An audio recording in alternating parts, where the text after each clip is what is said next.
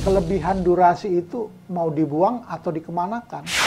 Umumnya mereka taruh di episode berikutnya. Tetapi setelah disuting, ternyata menjadi 16 episode tayang, siapa yang rugi? 3 episode sisanya itu punya siapa? Penulis nyumbang buat produser. Murah hati banget.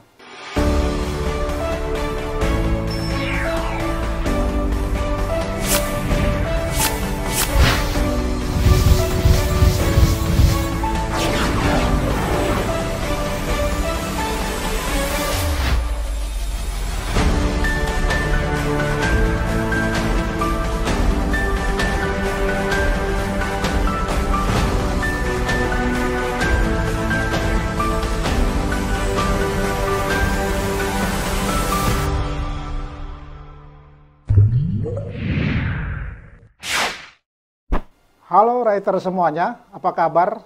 Semoga kabar kalian baik-baik saja. Sehat walafiat, lahir dan batin. Amin.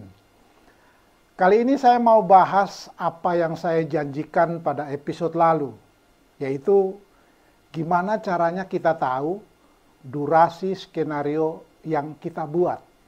Nah, tapi sebelum bahas soal itu, saya mau kasih tahu dulu. Kenapa sih skenario sinetron itu mesti dihitung durasinya? Nah, pertama, karena alasan akhir yang menggantung atau cliffhanger.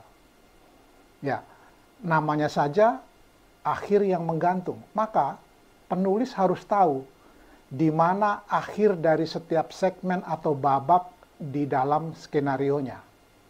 Begitu ya. Nah, supaya kalian itu bisa bikin ending adegan yang menggantung.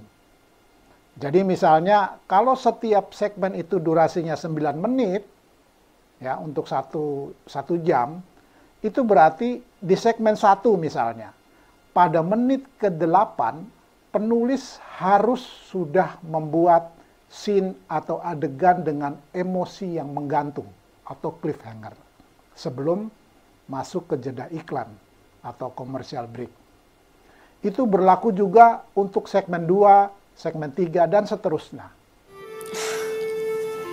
Suatu hari nanti seorang gadis akan datang dan kamu bisa memasang fotonya di dinding kamar kamu ya. Ya? Karena aku yakin sekali. Iya, dan saya tahu siapa gadis itu.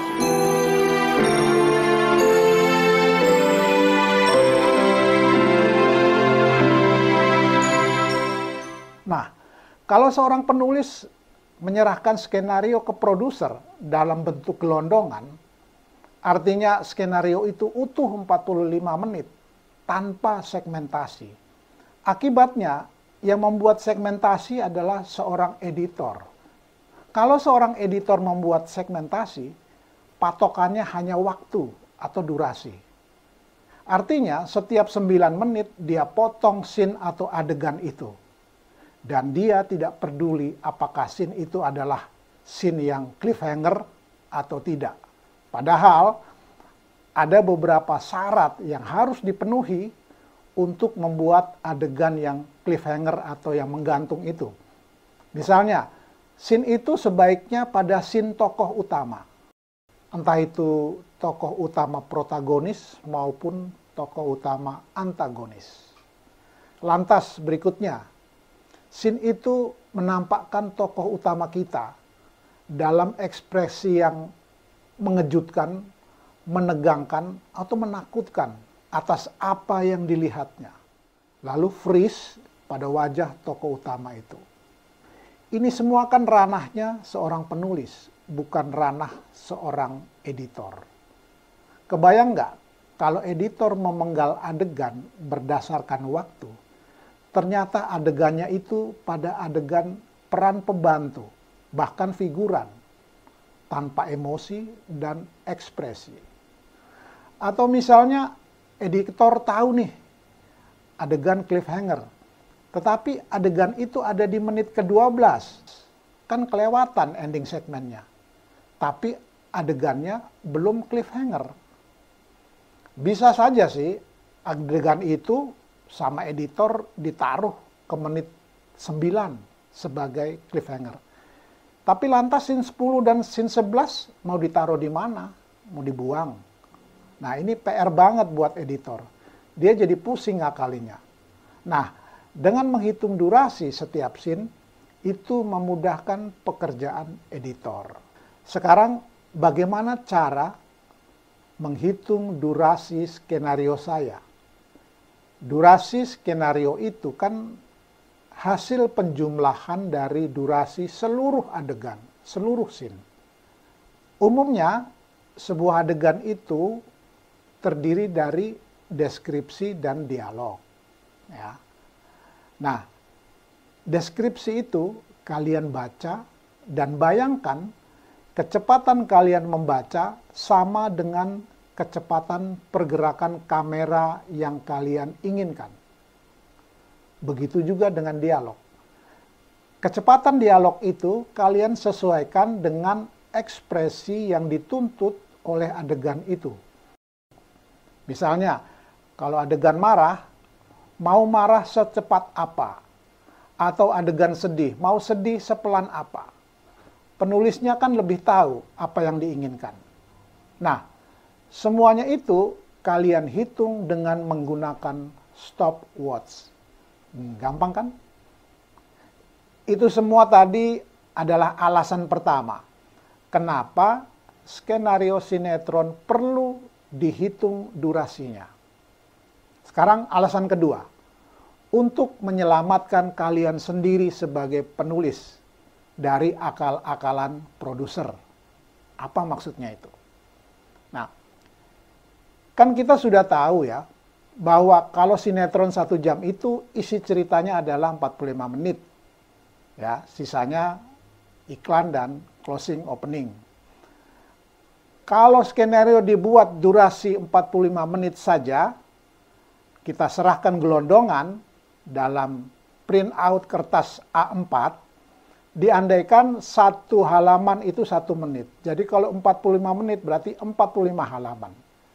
Jika skenario kalian tidak dihitung durasinya, lalu ternyata setelah disuting durasi skenario kalian menjadi 55 atau 60 menit, kelebihan durasinya itu kan mau dikemanakan, mau dibuang.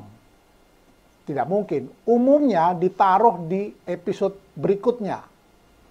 Akibatnya apa yang terjadi?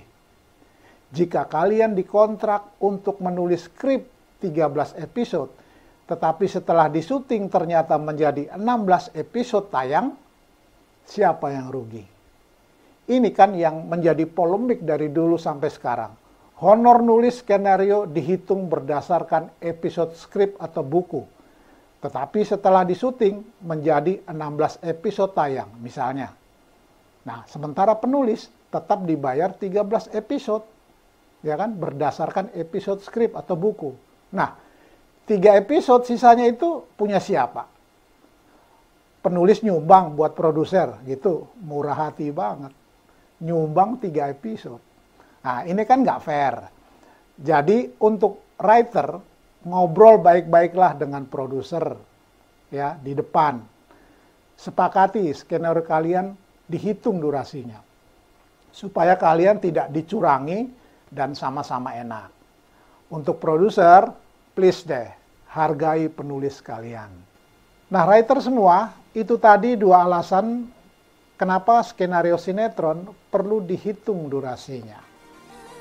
Ini masalah yang sangat teknis, tetapi perlu diketahui oleh seorang penulis skenario sinetron.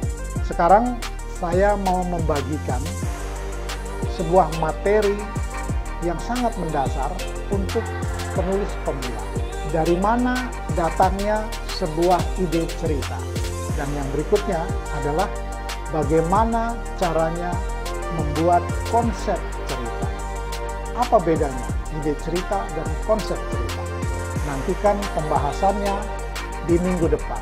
Saya Fred Suban, salam sehat, tetap semangat, and freeze.